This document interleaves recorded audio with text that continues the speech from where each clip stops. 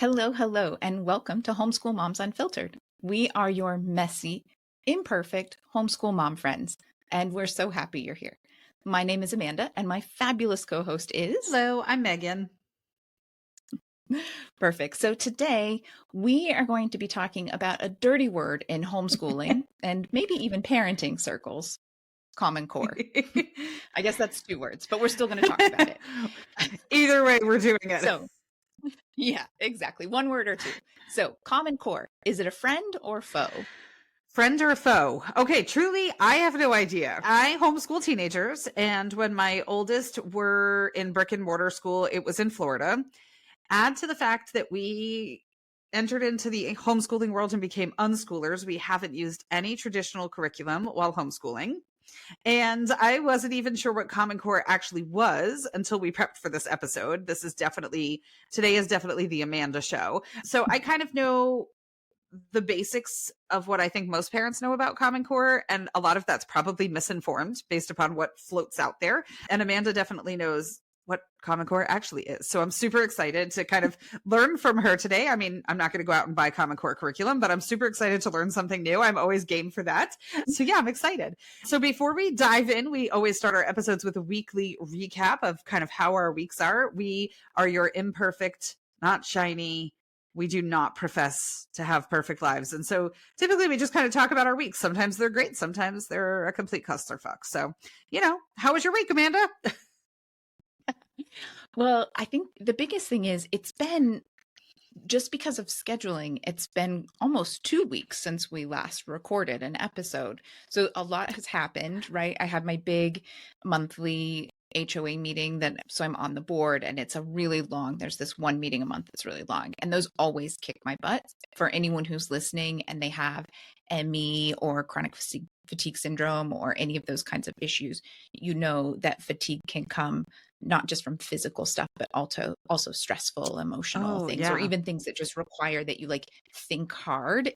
Your body can misread that as oh, you ran a marathon. No, actually, I just attended a long meeting.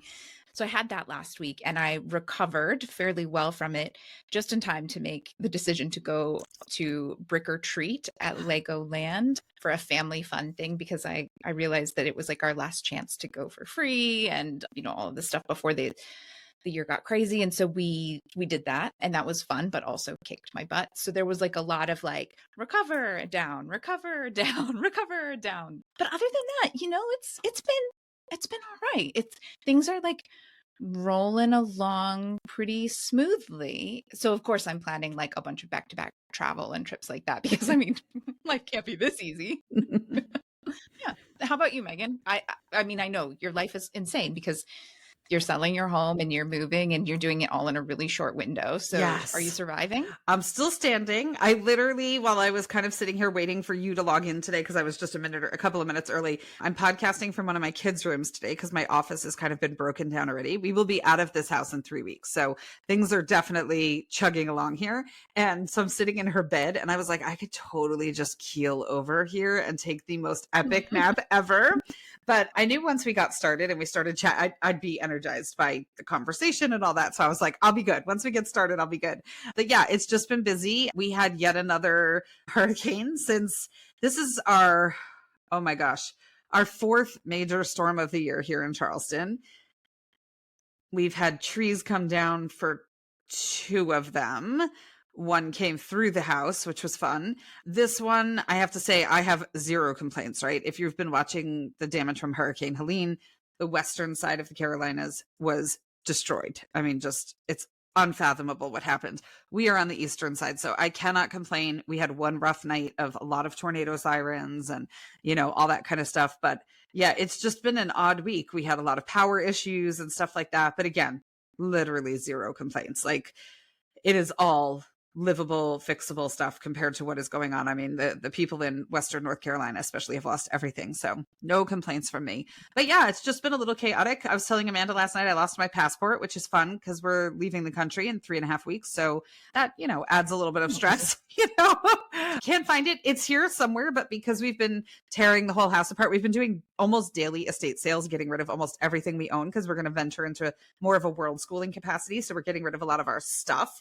And so I can't find my passport. passport. So that, just like a last minute, oh, a handful of fun. So next week I have to go for one of those same day appointments and, sit there for the whole day and get my passport. But, so it's just like one thing after the next, but it's all fine stuff. I mean, again, literally living somewhere where people have lost everything. I'm like, I have no complaints in life. It's all good. So yeah, it could definitely be worse. I am good. And if you are in those areas and you won't hear us for a while, because I'm sure listening to your favorite homeschool podcast is not high on your list of things when your life is falling apart. But yeah, we are truly sorry for all that has happened as a result of that storm. It's just terrible. Okay, so Common Core. I can now tell you that in the mid to late 2000s, the Council of Chief State School Officers and the National Governors Association worked together with parents, teachers, school administrators, and education experts to create a new set of educational standards.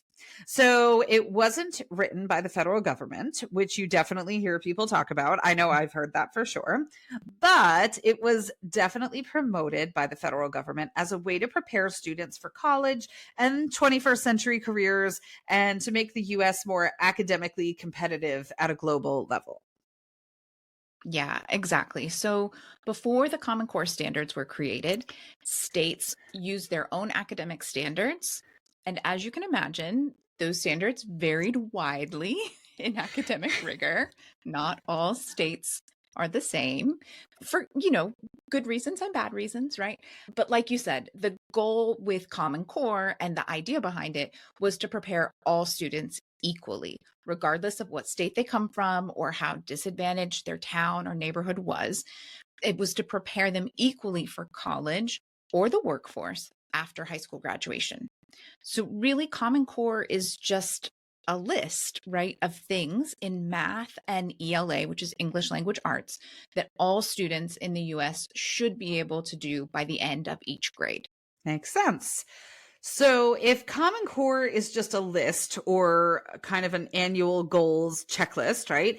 Is there a set curriculum for Common Core? No.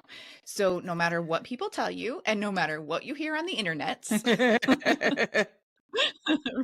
there's no set curriculum. Okay, so the standards are much more flexible than that. And that means that each state and school district and, even individual school teachers could and can decide what curriculum to use and how to implement the new standards in their classroom, in their school, in their district, and then again at the state level. So in a very broad nutshell, Common Core aims to teach children a strong foundation in math based on this idea of mathematical literacy and numerical fluency. Okay, so what that means is instead of memorizing math facts, kids learn multiple ways to do basic addition and subtraction, multiplication, division, right? So it's this kind of two-pronged idea behind Common Core, especially with math. First, if you teach kids multiple ways to solve a math problem, every child in the classroom or every child learning will hopefully have at least one or two methods that work, right? That their brain is that makes sense to me. And so for me, just to back up in a little bit of context here, back in the late 90s and early 2000s, before Common Core was a thing, I tutored a lot of math and reading at inner city elementary schools in Chicago. And it wasn't that these kids weren't smart or they just couldn't do math. It was that they didn't understand the one way the teacher taught in the classroom.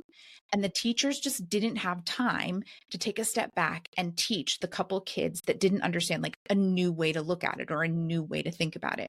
So for me, this idea that you teach all the kids multiple ways so that everyone in the classroom has some way to do it, I love that idea. I'm super pro this idea in general. Okay, so then the second prong of this is that math problems get harder, right? What you're doing in first and second grade is not what you're doing in seventh and eighth and ninth grade. And the equations get more advanced. So as that happens, kids have this sort of toolbox that they can go back to and use various methods to problem solve a tricky equation instead of just being I don't know. I don't remember how to solve this thing. I don't remember the steps. That's it. I don't know. Common Core isn't about memorizing a single way to solve a math problem, but rather this idea of numerical fluency, the skills to be able to problem solve the math problem in a variety of ways to get to the right answer instead of just, I don't know how to do this, so I don't know the answer. Yeah, that makes perfect sense. I was thinking when you were talking about teaching kids multiple ways to do things, that was actually a factor in how we chose a math class for my youngest kiddo. He was in a math class that was like that. And I think I might have shared before that, that he'd be in this class that the teacher would say, who wants to share or whatever. And he'd be the first one to raise his hand. He's like, yes, I'm all in. Right. So here you have an engaged student who wants to share. He was done. He was ready to go. He'd have the answer right. And she'd say, great, good job. And how'd you get, can you walk us through your steps? And his steps were as ADHD brained as you could possibly get. And she would just be sitting there going, like, what class is this kid in? Like, this is not how I taught math, And I'm sure she was supportive in some way, but also kind of gave him a little bit of a hard time. Like, that's not how we do that, And in his brain, because he's super neurodivergent, he's like, lady, I got there first. I got it right. Like, I don't understand what your issue is, And so he's in a class now where the teacher always gives them 2 ways. And then if a student shows up with their super ADHD over the river and through the woods method for how they got the answer, he's like, teach us your way, because maybe my ways don't make sense for some of the other learners in class, but maybe your way will, or maybe it'll get them to where they need to be. So I am all for that. I love that. It's fantastic. Yeah. Right. This idea, like, number literacy. We talk all the time about literacy when it comes to ELA and really being able to work with text and understand, but we don't talk about it with math. In math, we have this idea like rote memorization. That's how you do it. And you can really hurt a lot of kids with this like one size fits all for anything. Well, to your point too, most people are familiar with the term dyslexia, right? Whether they truly understand what dyslexia is and what that might look like, is a different thing, but most people are at least familiar with the term. How many people have never heard the term dyscalculia? How many people have never been diagnosed with dyscalculia that have it?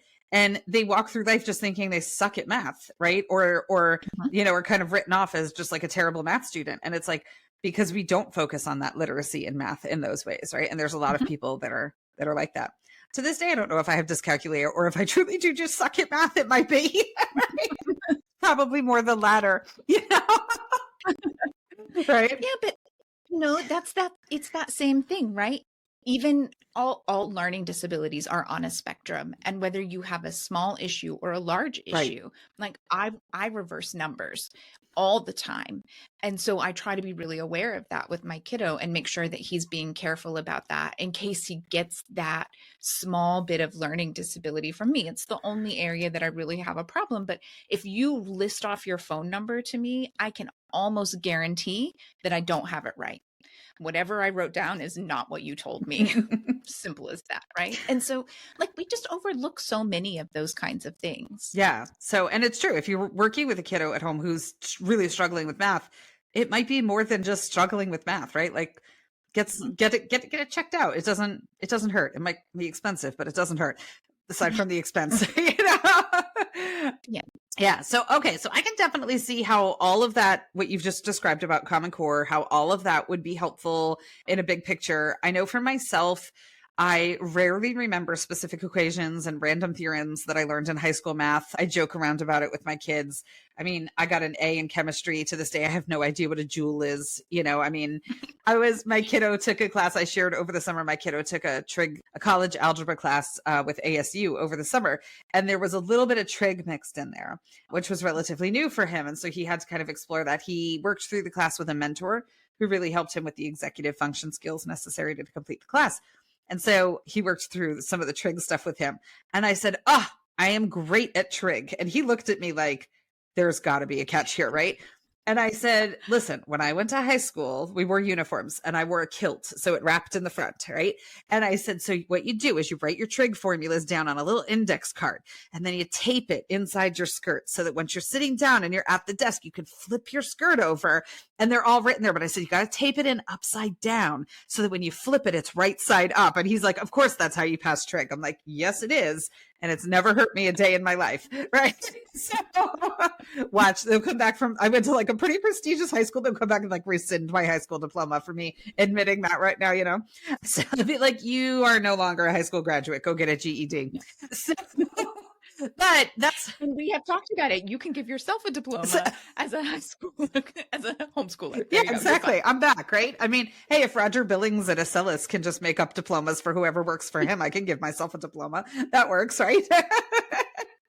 All right. So, but it's not to say, I mean, listen, there's legitimate times I have to do math. We've moved every 2 years from my husband's shop. That means we're constantly doing stuff with money, finance. How much are we putting into the house? How much is our interest rate? Then we're moving. What's going to fit in the house? What's not going to fit in the house? Today we were having a whole, what size storage container do we need after this move? Like, there's still a ton of need for math in the everyday world. I shared a couple of weeks ago how right before a showing, we were trying to fix something and one of my kids put a foot through drywall while we were trying to fix something. So we had like a minor problem that became a really massive problem when we fixed the minor problem, which was a really fun treat for my week, But, I mean, I'm at Home Depot at 9:00 at night, figuring out how much drywall I need, how much paint I'm going to need, like all this kind of stuff. I have a kiddo who we've talked about her before. She's a weaver. The amount of math that goes into weaving to warp a loom, I literally couldn't do that math if you paid me. The funny thing is, one of her weaving mentors from when she first started and she was new she has this amazing online weaving school, and she's based in Australia, but she's a homeschool mom in Australia. So the fact that my kiddo was 12, I think, when she was taking class with her, and she'd get stuck on some of the math, and my brain doesn't work that way. I wasn't getting it. And she would literally send her a message and be like, can you help me with the math? And she was basically homeschooling my kid through weaving math, right? So yeah, there's tons of times in the real world, whether it's baking, finance, home decorating, whatever, that we end up, doing math. So yeah, true story. So that said, I can also understand why so many parents struggle with helping their kids with the sort of math homework that they're seeing. I mean, it makes sense. We're selling our house and our realtor sent me a page of kindergarten math homework a couple of weeks ago. She's like, you're a homeschool mom. What is it asking here? I'm like, yeah, that's not how we homeschool. Like, you have a very different view. I'd be happy to help your kindergartner, but I'm like, I don't even understand what they're talking about here. I can tell you what the answer to the problem is, but the way that they were trying to get the kids there, I was like, I don't have a freaking clue what they're asking these kids to do. So if we as parents don't already have a strong foundation in this math, the idea of teaching kids numerical literacy can be pretty daunting. I totally understand that. Yeah. Sure. Okay, so we're not done talking about Common Core. Amanda has tons of info for us this week, and I'm super excited to learn from her right along with you. So that'll be great. We're going to talk about Common Core in ELA and all sorts of stuff. But before we do, we just want to remind you that we host a Patreon account. We have live meetings over on Patreon. We have a Q&A where you can come and ask us questions. I mean, heck, if you have questions about Common Core, to Common Core or not to Common Core, that is the question, right? Come talk to Amanda during the Q&A session. We have a homeschool mom's night out where we can play trivia. You can bring a margarita. You can show up in your pajamas. You can get dressed up. Like, seriously, whatever floats your boat, just come. I don't even drink, and I'm going to need a margarita by the end of this month by the time we're done moving. So come. And then every Patreon member gets a unit study every single month. So there's a freebie over on Patreon that's just waiting for you right now. That is a hurricane themed unit study. I feel like maybe we jinxed the Atlantic hurricane season by coming up with that theme months ago, right? It's been a pretty rough season for those of us here in the Southeast. So that's there for September, or I'm sorry, that's there for everyone. It's a free one. You don't even have to be a Patreon member. You can access that and get a sample of what our unit studies look like.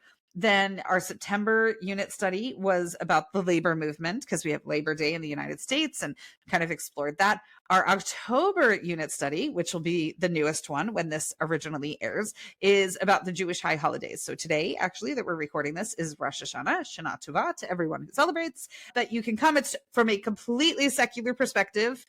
We are a secular podcast. I am Jewish, but we are a secular podcast, right? But Jews don't try to convert people, so don't expect that in the unit study. It's not what we're about. It's actually really hard to convert. So there will be no proselytizing in the Judaism unit study for the high holidays, but it'll be over there. So if you ever wanted to learn how to make honey cake and figure out what that big ram's horn thing is that you see people blowing on social media, come on over, and it'll all be part of this month's unit study. So come on over. You can buy each unit study from us individually as well if you are not keen on being on Patreon, but you're just like, oh, heck yeah, I would totally love a Labor Day movement thing. You can do that as well. They are $10 each. If you would like to purchase them, you can send us a DM on social media, or you can reach out to us through our website. Yeah, perfect. I'm actually excited about the Holy Days one. We try to do a lot of religious cultural education, right? We do some stuff around like more Christian holidays, especially with Christmas coming up and how that's done in different countries. We do a lot of stuff around Lunar New Year and Asian holidays because that's part of our family culture. And, we have like over the years, we've had random fun little like Hanukkah storybooks, right? The Scholastic Book Fair always has them, or the library always has the setup of like, let's learn about Hanukkah. But I don't know too much. We haven't done much there with that. So I'm excited to dig into that one myself. Yeah. Plus, and the cool thing, I've got recipes included in there too. And like, so there's a kind of a running joke in Judaism that's like most holidays that like most Jewish holidays can be boiled down into like, they tried to kill us, we survived, let's eat. And so there's always a food component too, except for Yom Kippur, which is a fasting day, and there's a few other fasting days. But for the most part, there's some pretty good food involved. So yeah, I'll give you some recipes that you can make. We have honey cake for Rosh Hashanah, and it is so good. And my honey cake has a little whiskey in it too, which makes it, I figured out a way to jazz mine up a little bit. So I'll share with you my secret recipe. I'm in for a whiskey cake. I mean, a honey cake with a little bit of whiskey. Exactly. And like, this is not really the appropriate episode for this, but we got married. My husband and I got married in Italy, and our wedding cake in Italy when we actually got married was a rum baba cake, which is just a cake that is completely soaked in rum. So like when you try to cut it, the rum like oozes out, right? So I'm there for it. There you go.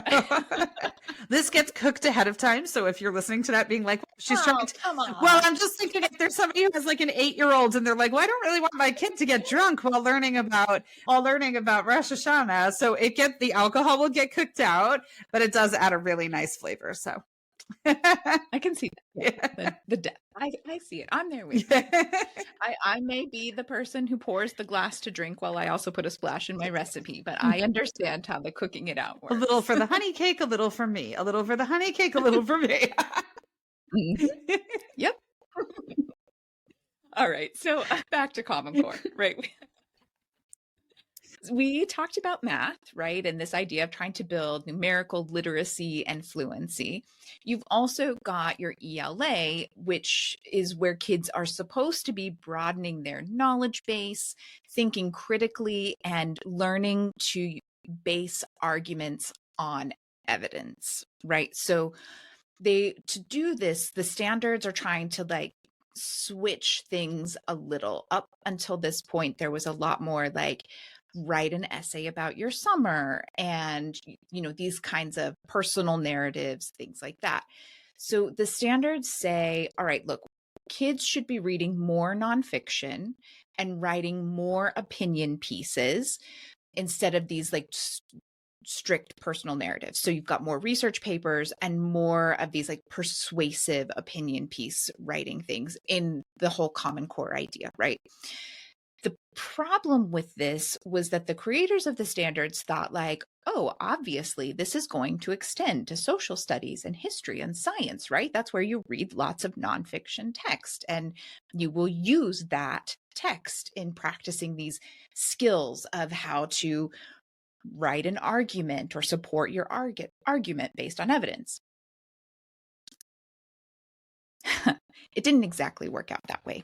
So it was supposed to be 50% of all reading was nonfiction reading. And if you're doing it in science and history and social studies and all of those things, 50% is pretty easy to reach. Yeah. But the reality was schools, they have these things in silos, right? And they kept them in silos.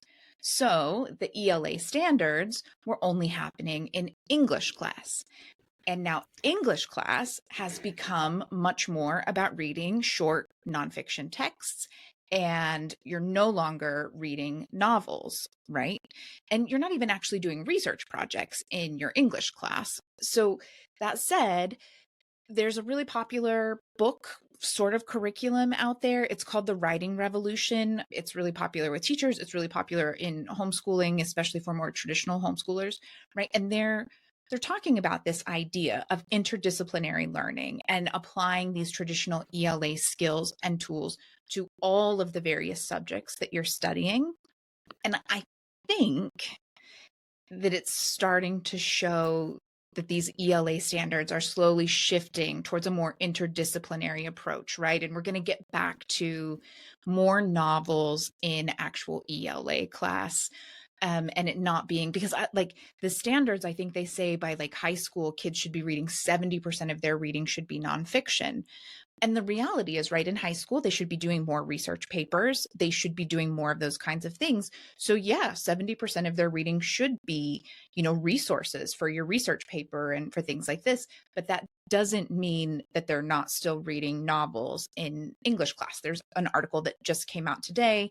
So, a week ago, by the time you're listening to us, that's talking about the problem of, hey, kids are going to college and they have no idea how to read a novel and do anything with a novel. What has happened? This is what's happened, right? They looked at these, they're like, oh, they have to read 70% nonfiction in English class, but that's not what it was supposed to be. It was like for the whole year, like let's make sure that we're really focusing on how to use nonfiction text to support your ideas, right? Like you have an opinion, you want like that's like critical thinking skills. These are things that we want our kids to have. Yeah. Yeah, for sure. Right. Super important. Like, oh, yeah. Yeah. I actually just recently joined a nonfiction book club because I'm very guilty of living my life in fiction, unless it's for a book club activity, whether it's this book club or another book club that I'm in and, all of that. So, but there's some great nonfiction books out there that I'm starting to discover. My to be read list is getting longer by the day, which is, it didn't need to happen. And podcasts. It's true, but podcasts make that so much easier, right? Like you can listen to a Malcolm Gladwell podcast, and that is essentially reading a bunch of research articles or a nonfiction book that has been put in a really interesting way and light, right? So it's so much easier these days. It doesn't have to be boring. Yeah. And it doesn't have to be short nonfiction snippets in English kind class of dumbing it down. Yeah. Cover. Yeah, exactly. Yeah, exactly. Well, we've talked about it before. I am not about subjects and silos. So I love the fact that that's even very slowly starting to kind of hopefully break down just a little bit, because the reality is in adult life, we very rarely use subjects isolated in silos. So it's just a matter of us not preparing our kids for the world that they'll actually function in when we teach solely that way. Right. Okay, so elephant in the room, Amanda, standardized tests, right? Lots of parents have a real problem with the way Common Core is assessed with standardized tests. Common Core standards were announced in 2010, and they were rolled out to classrooms widely during 2014 and 2015 during that school year there. And the standardized tests did get harder because Common Core was supposed to be more rigorous. In fact, the Thomas B. Fordham Institute determined that the Common Core standards are clearly superior to those currently in use in 39 states in math and 37 states in English. For 33 states, the Common Core is superior in both math and reading. And that was all written in an article that was in the Wall Street Journal titled "The School Standards Pushback." But standardized tests were already problematic in the United States. This is not something new that is a result of Common Core. We've never quite figured this one out. In 2001, we had the No Child Left Behind Act of Congress, and we talked about that a whole bunch in our episode that was titled "What the Fuck Did We Do to Kindergarten?" because that trickled down and really ruined the lives of 5-year-olds in a lot of ways.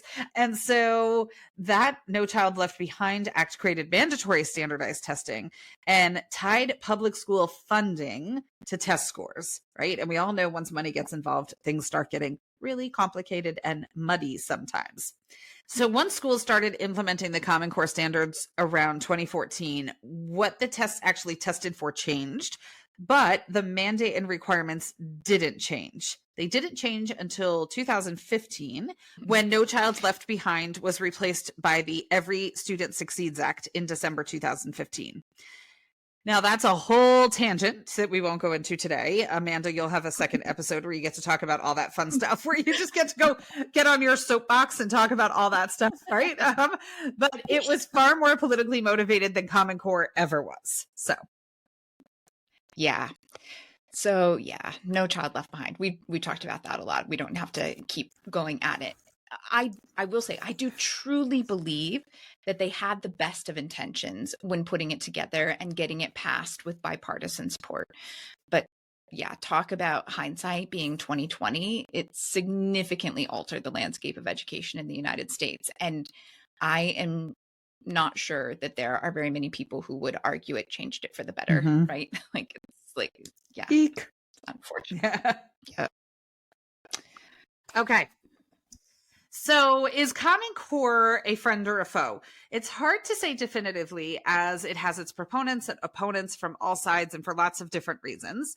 So, in an article titled What Happened to the Common Core from the Harvard Graduate School of Education magazine, Rick Hess, who is the director of education policy studies at the American Enterprise Institute, said, on the right, the Common Core is really a proxy fight over Obamacare and concerns about slippery slope and federal involvement in state and local self-determination.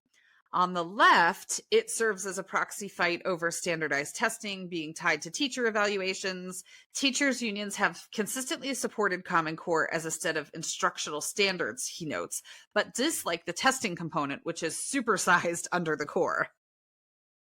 Yeah, right. So we can all agree No Child Left Behind isn't great. Common Core, on the other hand, I think opinions on it, and they're definitely just much more split, right? It was never meant to become the political issue that it is these days. It was never meant to be a dirty word, right? It was never meant to be a left versus right. It was absolutely a bipartisan effort at the state level to improve to improve education. That might be an accurate description sometimes. There is that, right? All right. It was definitely a bipartisan effort at the state level to improve education across the US. Plenty of people still believe the US needs better education and to better educate its youth. And globally, there's no arguing that the US is middle of the road at Yeah, we're best when it struggling. comes to, yeah, right, when it comes to comparing test scores and just this general idea of like higher ability for 21st century jobs. So I personally think Common Core just needs more time, right? It's an entirely new and different way of teaching kids. Sure, there was lots of money for professional development, but there were also lots of teachers and lots of schools that needed that money, right? So who got it? Who actually was able to use it effectively? And honestly, a few hours or even a few days of professional development is not going to undo or overwrite years of teachers college or decades in a classroom. Right.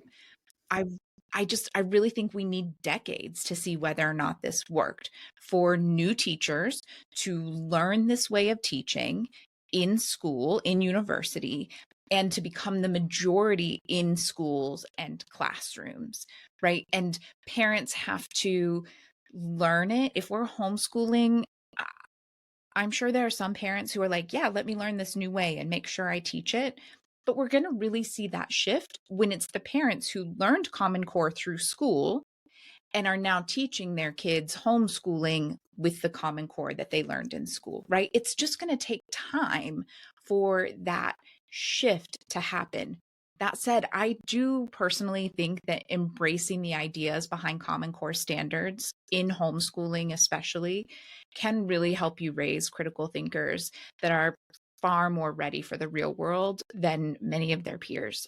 And we talk about that over and over, right? That's the main reason that we're homeschooling, especially those people listening to this podcast, right? We're trying to make sure that we give the kids the education we think that they deserve and they need to be successful in life. And I do think the idea behind Common Core and the idea of numerical literacy and being able to better support your arguments and be critical thinkers, those are really good skills. Yeah. And skills that we're seeing the results play out as young people enter the workforce and enter the real world. We're seeing the results of them not having those skills play out, I think, in a pretty large way. So it might be Mhm. worth examining something else, even if it seems really wacky, right? Yeah. It might. Yeah. Okay, so I can see everything that you're saying. That all makes sense. I have a couple of questions from our conversation today, and I feel like I might not be alone with my questions, that maybe parents who are listening might have those questions as well. Okay. I'm going to tell you what I tell Winston all the time. I have an answer for your question. It may not have anything to do with your question, but I definitely have an answer. Or it might be ask Alexa or go Google it, or which is totally fine because I literally came up with these questions while listening to you talk, so you don't know them ahead of time. So if you don't know something, obviously, no worries. Heck, if I'm really feeling friendly, I can edit it out at the end, Okay. So when you're looking at curriculum, right? I'm not a curriculum buyer, so this is not something that I do. If you're a homeschool parent and you're looking at curriculum, I know sometimes I hear people say, like, I'm specifically looking for something that's not Common Core aligned or that is Common Core aligned. Like, when you're looking at something, first of all, you personally, are you primarily looking for things that are Common Core aligned? And then number two, like, when you're looking at curriculums, how can you tell fairly easily what standards that curriculum is built on? So, if you are homeschooling now in 2024, you have to try really hard to find curriculum that is not, especially if you are homeschooling secularly, you have to try very hard to find curriculum that is not based off of Common Core standards. For the most part, if someone says, I want something that isn't Common Core, they're looking for a Christian religious curriculum. Okay.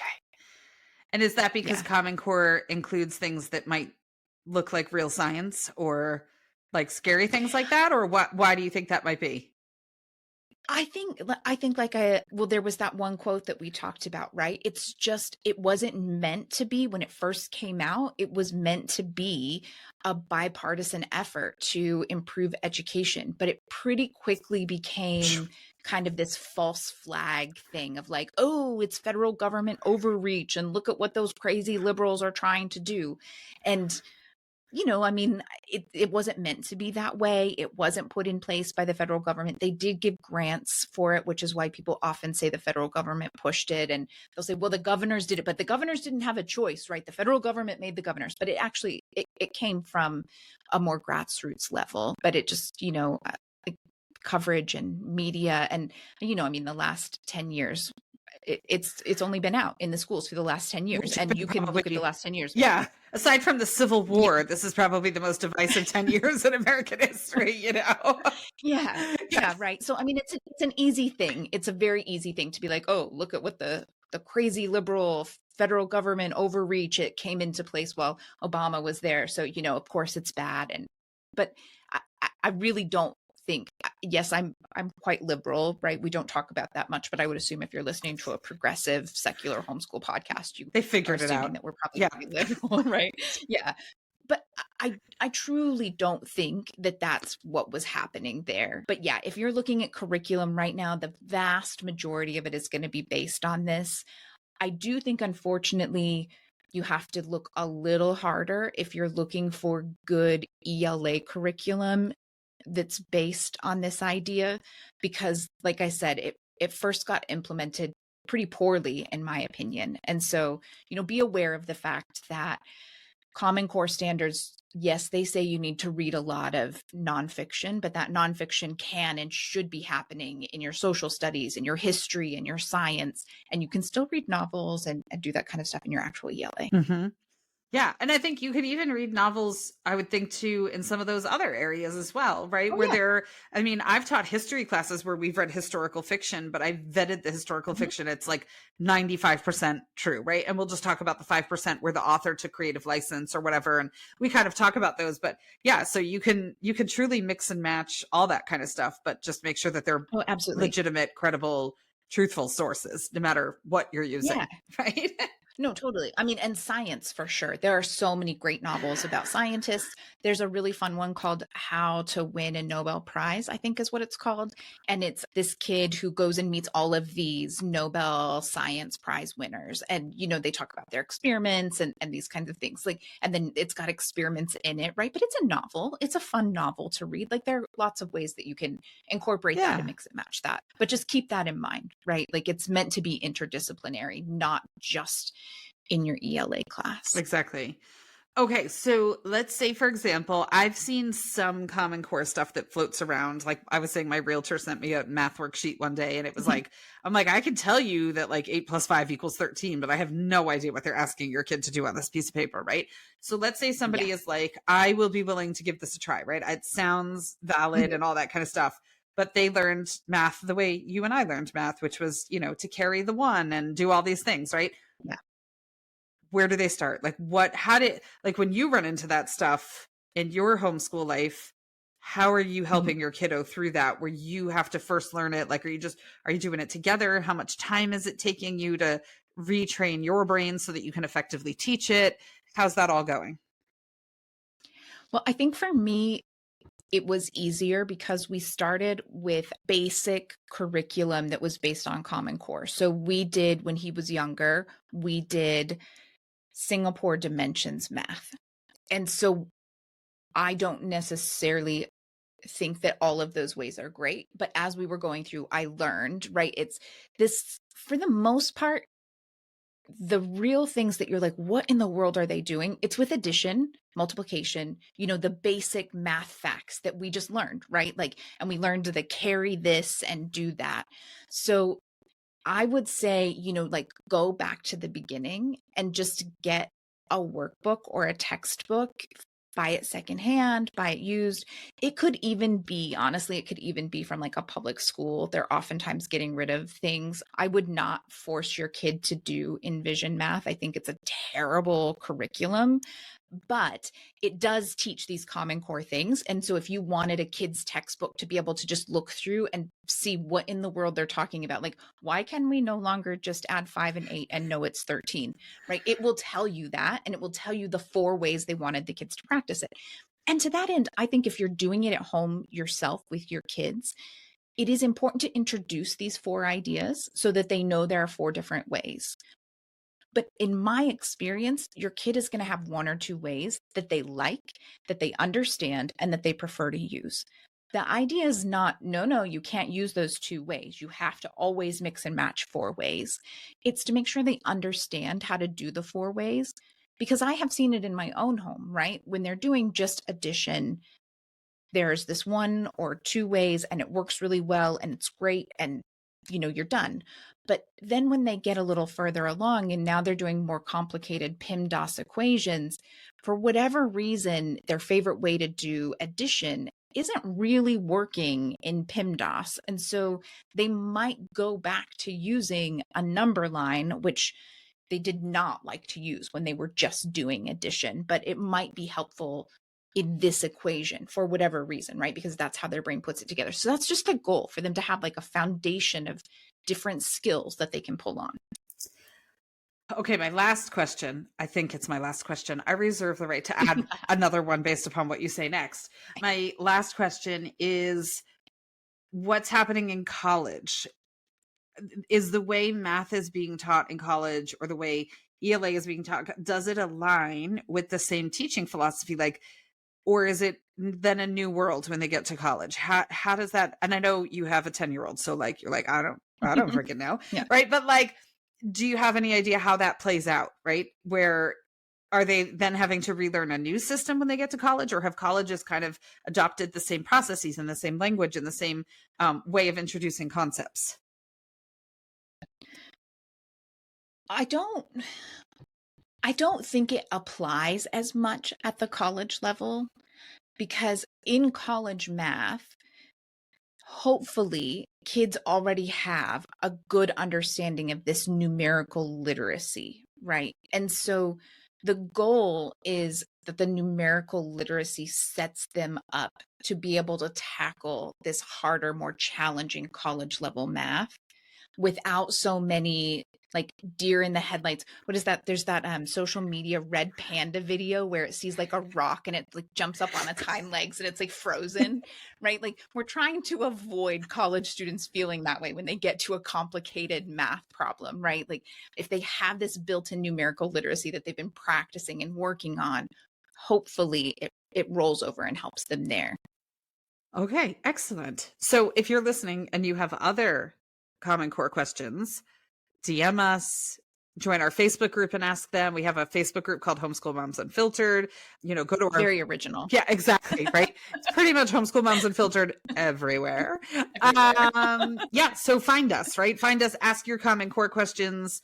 I will know nothing about it. Amanda will be helpful and it'll be awesome. If you want to talk about unschooling, I'm your girl. Don't ask me about Common Core, right? Then we're good. So yeah, but that was super interesting. Thank you. Yeah, you're welcome. And I'm going to put one last thing I'm going to put out there. I use curriculum for both singular and plural. I know that that's not correct, but it feels weird to say curricula. Okay, don't come at me. I'm colloquial that way. Sorry. Exactly. Yeah, we've got our Latin roots. We're good. We're just, we're just rolling with it. Yeah. I like it. All right. So before we wrap up, I just want to remind everyone, please like and follow us wherever you hang out on social media. Again, I know it sounds attention seeking and kind of weird, but really, I swear it isn't. That's not the reason in this tech and social media world we live in, right? So many opportunities, from being able to customize our links to being able to get into affiliate programs to being invited to speak at conferences. I mean, just all of these kinds of things, right? They want these easy to see metrics of likes and follows. So we really appreciate that you're listening. We love when you share our posts. That's definitely been picking up and that's so fun. It's fun to see. But we also do really appreciate it if you just take that extra second to go and like and follow the main page wherever you are. I know I'm guilty of it. A lot of times I'll share things and follow things, and then like months in, I'll realize that I'm not actually following that creator, that content creator. So I've tried to be more aware of why that matters and go click on their main page. Yeah. And we'd appreciate it if you do that for us. It's so true. I know I've had that, because if you're liking the actual post or if you're just watching it through to the end, the algorithm is smart enough to be like, oh, we'll just keep giving them more. And then you think you're following and you're not. So yeah, so please, it makes our day. So we shall end our episode with our mantra for the week, which is being open to learning new things is never a bad idea. Modeling that openness to new ideas is a gift we can all give to our children. I like it. That. Yeah, pretty awesome. All right, friends. So yeah, Common Core, that's a wrap. Ask us any questions in the comments. We've got our next book club episode coming up this week. We're reading The Danish Way of Raising Teens. If you are not raising teens, come hang out with us anyway. It's truly applicable to all ages. So come hang out with us. And yeah, we'll see you on social media and all around. But thanks so much for joining us. Have an awesome day and happy homeschooling. Yeah, have a great one.